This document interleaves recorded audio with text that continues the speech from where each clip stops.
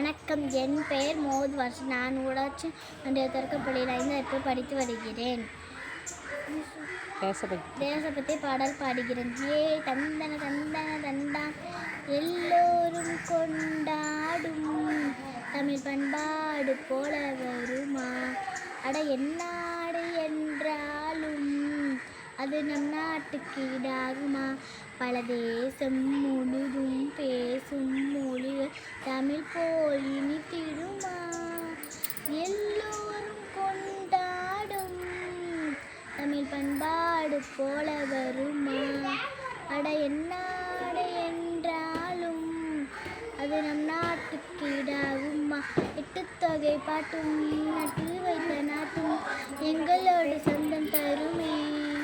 பாடும் குயில் சத்தம் மாடும் மயிலித்தம் தமிழ்நாட்டுக்கு அழகாகுமே.